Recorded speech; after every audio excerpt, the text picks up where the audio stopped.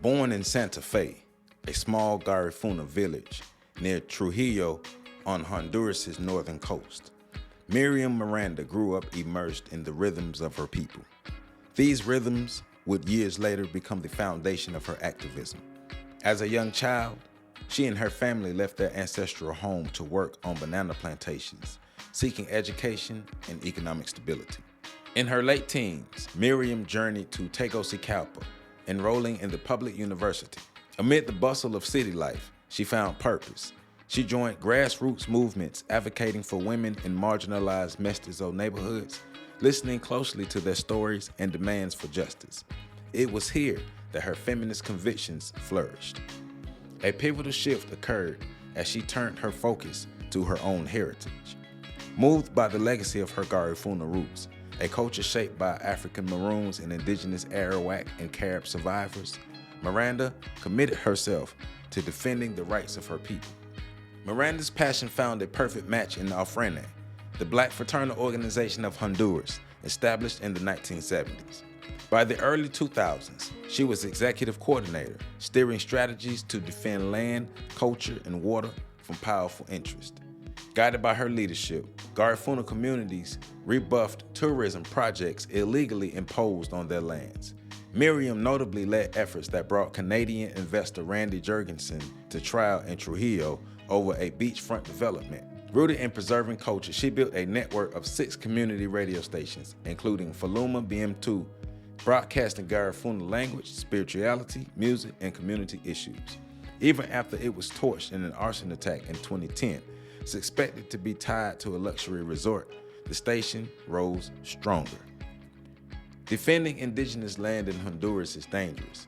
Between 2010 and 2017 alone, around 120 environmental activists were deleted. Miriam dared to stand firm. In 2012, following peaceful land demonstrations, she was arrested, beaten, and detained for sedation for 12 days. In 2014, her courage thickened, accompanying irvineP colleagues to an illegally cleared airstrip by drug traffickers. She was seized and held at gunpoint, released only after armed community intervention. A harrowing episode unfolded on September 19, 2023, when 4 to 5 men stormed her home despite the persistence of a government security detail.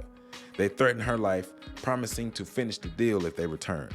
Though Miranda survived unharmed, the ordeal underscored persistent threats from state-aligned and criminal actors.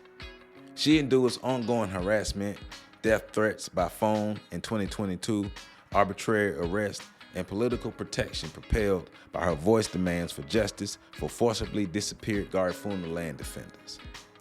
Miriam's activism is deeply feminist. She champions women's role in Garifuna society where land and leadership often pass through matrilineal lines, asserting, women are at the forefront of the struggles, not only with our bodies, but also with our force, our ideas, and our proposals.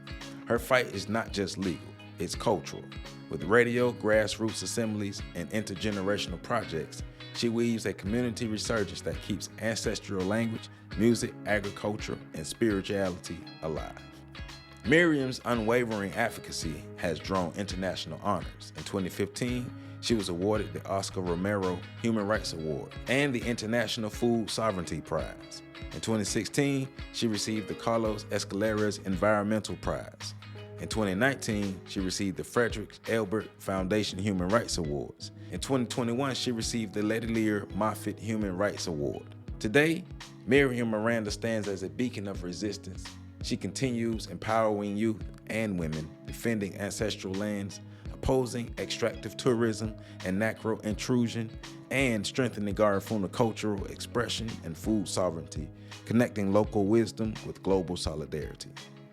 From the humble shores of Santa Fe to the courtrooms in the hall, from radio airwaves to international ceremony stages, Miriam's journey is a testament to what principled, collective leadership can achieve under threat. In safeguarding Garifuna identity, she does more than reclaim land. She rekindles a people's dignity. Her story is not over. As irvineP confronts mounting pressure and violence in Honduras, Miriam's commitment remains resolute. Land, culture, and community are inseparable, and resistance is life. To Miriam Miranda, we proudly stand on your shoulders. For more information, please visit my website at www.ontheshoulders1.com. There, you can support my OTSOG book series. You can also support me on Patreon at patreon.com/OTSOG. You can hit the super like button under the video as well. Love you all, and make sure you catch the next video coming up.